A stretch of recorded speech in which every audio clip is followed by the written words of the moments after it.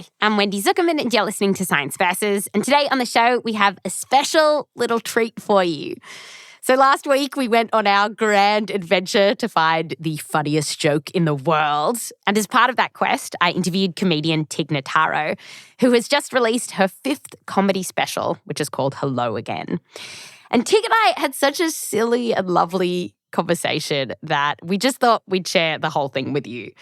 Tig and I talked about how excited she was when she first realized that being a comic was a profession. She told me how she builds her jokes, which honestly was not what I expected at all from a professional comic. And of course, we shared a bunch of fabulous and really stupid jokes. So I really hope you enjoy this conversation as much as I enjoyed chatting to Tig. There's going to be a couple of spoilers in this interview, by the way. So if you haven't listened to our episode on the funniest joke in the world, you should really go back and do that. Okay. My chat with Tig Notaro coming up after the break.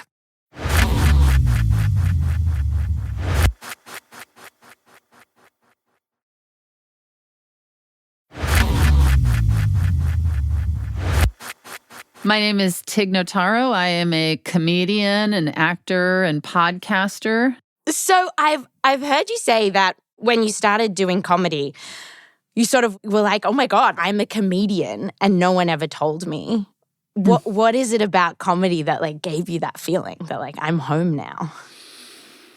I mean, I think I felt like such an outsider in school and in life in so many different ways. And then it was amazing to realize that there was a name for what I was doing in class and life that was driving people crazy or getting me in trouble or whatever it was.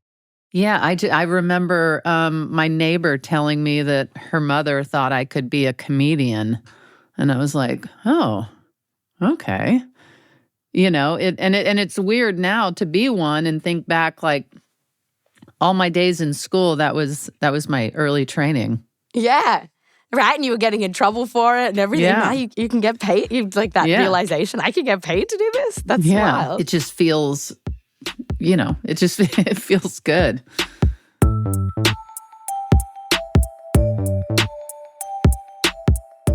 So tell me, so we're a science show and we're talking about the science of humor under this like ridiculous guise of we're on a hunt to find the funniest joke in the world, objectively. Mm-hmm. So on this quest, we're interviewing some of the funniest people we know about how they build jokes.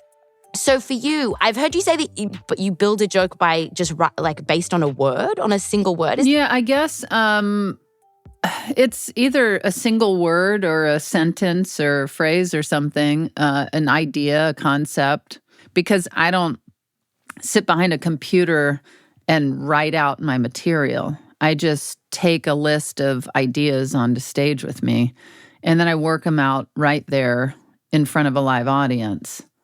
Oh, really? Yeah. Yeah. So can you give me an example? Let's see. I was... on my new special, I have this story about having a medical issue come up and my wife calling 911 and a fireman showing up at the door, and I couldn't walk because I was in so much pain. And he scooped me up in those big, strong arms. And I was like, oh, I could get used to this. Bada bing, bada boom. Right then, I thought, oh, I get it now.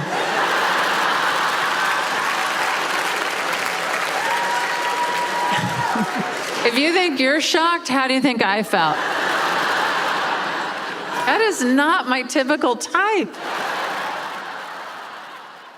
And it was just really writing on a napkin, fireman, and going on stage and just telling the story. And of course, there's many audiences that got to hear me fumble through this story and find the punchlines and the structure of the incident. But that's what makes comedy fun to me, is that uncertainty. And I've been doing stand-up for about 28 years now. So I feel very comfortable on stage, but I also need certain things to kind of make it fun and exciting for me. And that's one of those things that continues to make it fun and scary and exciting. And I always describe it as like a fight or flight response that I have, where these punchlines come out, because the story is there. It's real. I'm not making up these things. Is it a real? Because I don't remember. I've been watching a lot of your comedy, and I think I've heard one of these. You weren't fumbling through it, so I guess by the time I heard it, it was polished.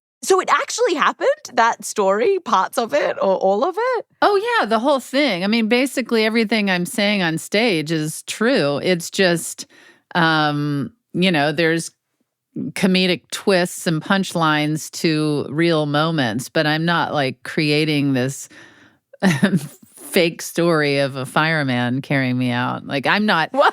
To me, I'm not that good of a comedian to make up all of these intricate stories. I'm just telling you this happened. Yeah, that's what happened. That's amazing. And you're working through the crowd. You're not sitting there with a paper and pen writing out like, oh, this would be a funny turn. It's all with the crowd.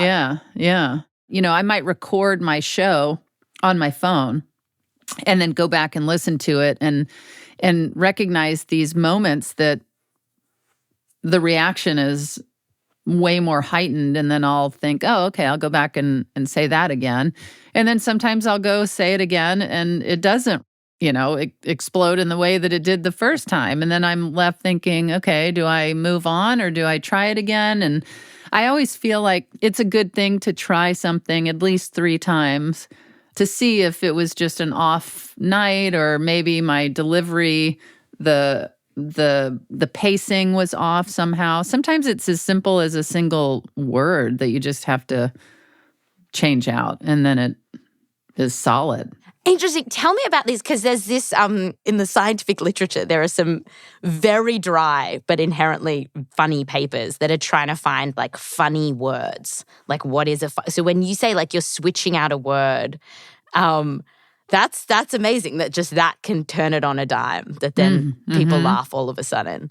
Well, yeah, even aside from stand-up, I have a podcast, and in one of the episodes, one of my co-hosts just casually mentioned that there was a bulbous frog in I don't even remember the story. I was so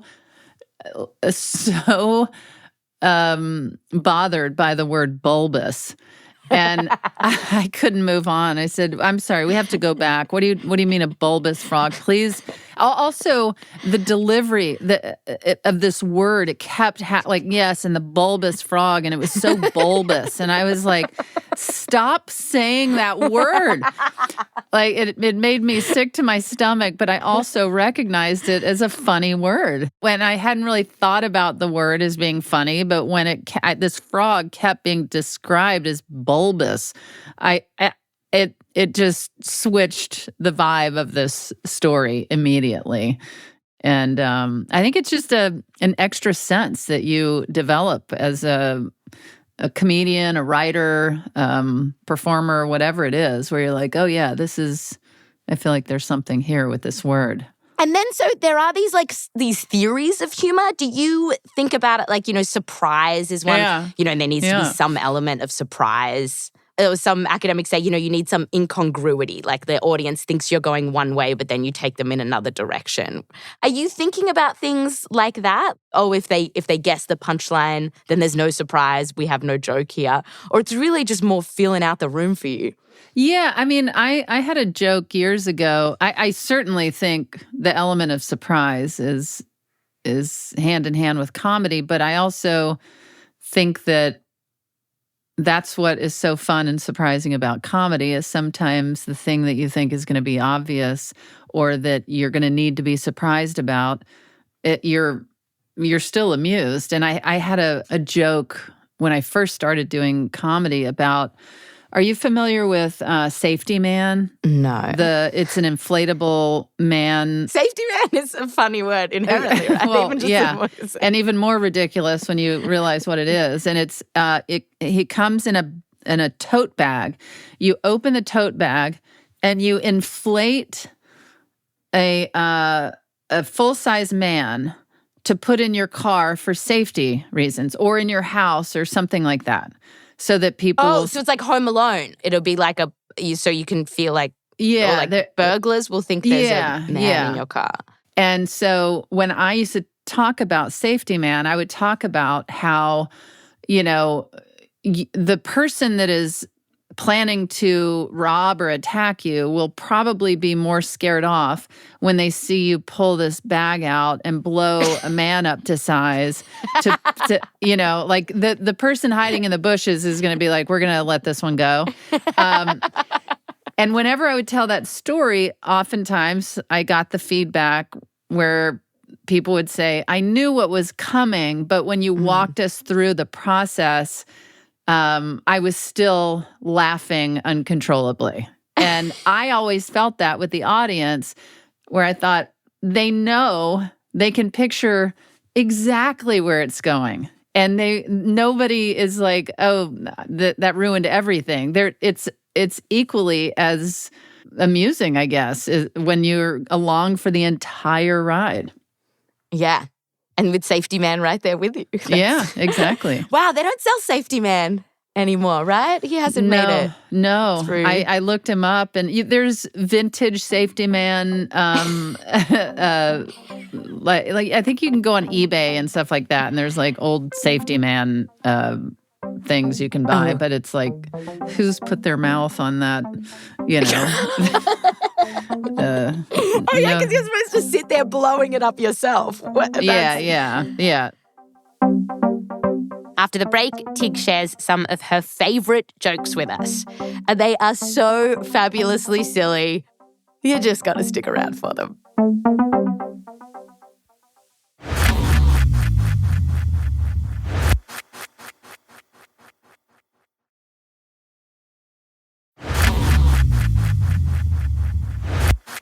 Hi, welcome back. Today we're sharing my interview with comedian Tig Notaro, who I interviewed for our episode on the funniest joke in the world. If you haven't heard that episode, stop right now and go back and listen, because there's about to be a huge spoiler in it. Because I am about to tell Tig which joke won this big science experiment to find the funniest joke in the world. So there was this big competition. Yeah, so I came up with this stupid pitch, we're going to find this incredible pitch to find the funniest joke in the world. And then I realized 20 years ago, some academics in the UK actually tried to do an experiment to find the funniest joke in the world. Thousands of people voted from around the world. Do you want to hear the joke? I would love to. Okay. And I want your thoughts. I want your honest thoughts. It better be one of mine. All right, 2 hunters are out in the woods when one of them collapses.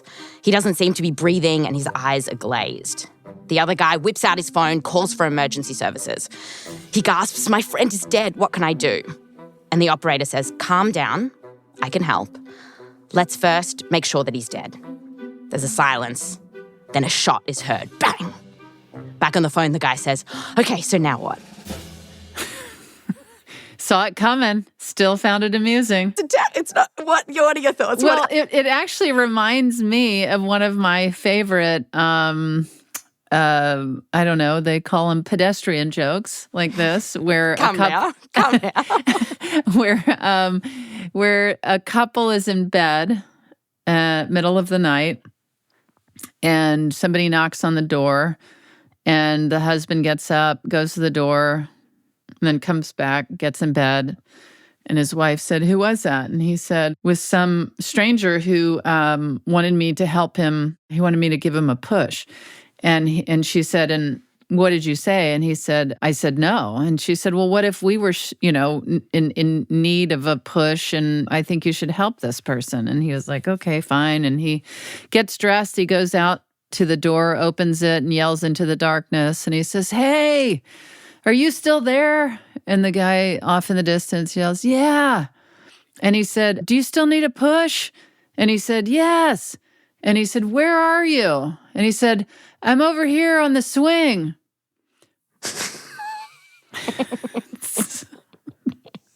It's so dumb, but I think it's so funny.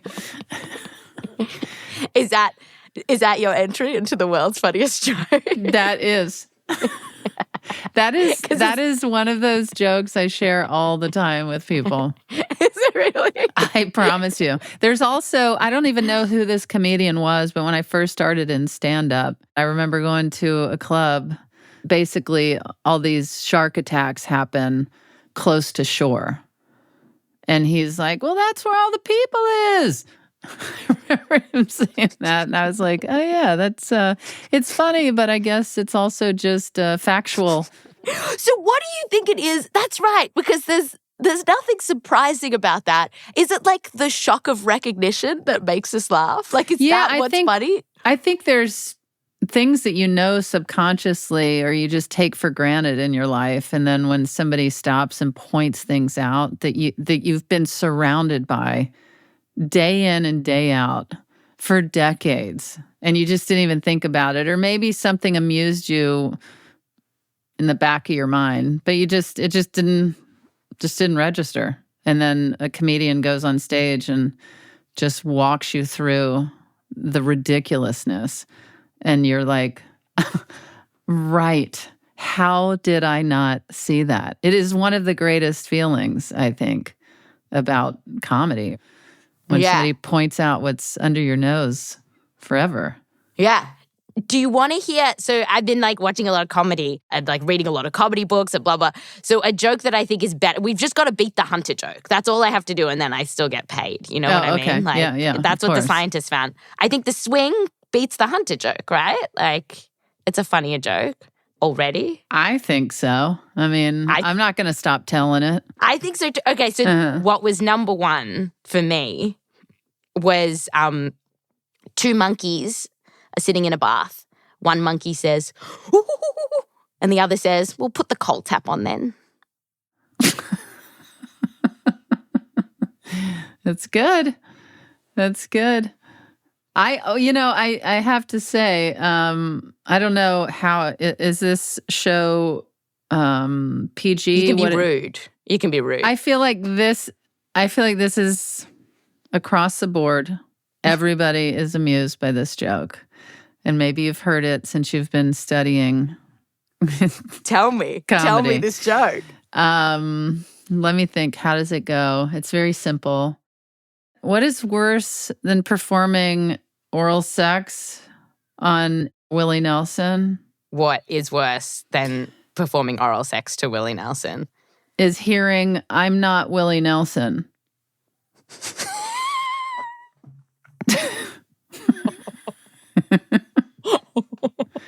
After all is said and done, that's what you hear. I'm not Willie Nelson. That might be the best joke. That's your new entry. It's really good. It'd be so bad. It'd be such a bad experience. Yeah. And God, I mean, I love Willie Nelson. I love that man. And he's an attractive man.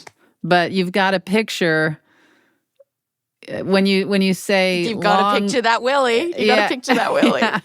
But also, just like somebody in their 90s, I guess, with long braided hair, and a bandana on their head, and they're not Willie Nelson. It's rough times. Well, what a perfect way to end. We found it. We did. We did it. Yeah, I think your job is done. Thank you so much. Thanks for having me.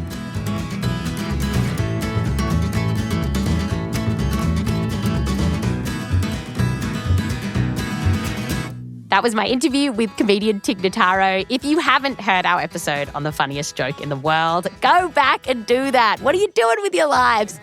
Tig's podcast is called Handsome. Go check it out. And we will be back in your ears in just a couple of days with a classic Science Versus episode. Please let us know what you thought of this app. Do you want to hear more of these kinds of interviews? Get an insight into how we build our show? Let us know. We're over on Instagram at science_VS, or you can find me on TikTok at Wendy Zukerman. I'm Wendy Zukerman. Back to you next time.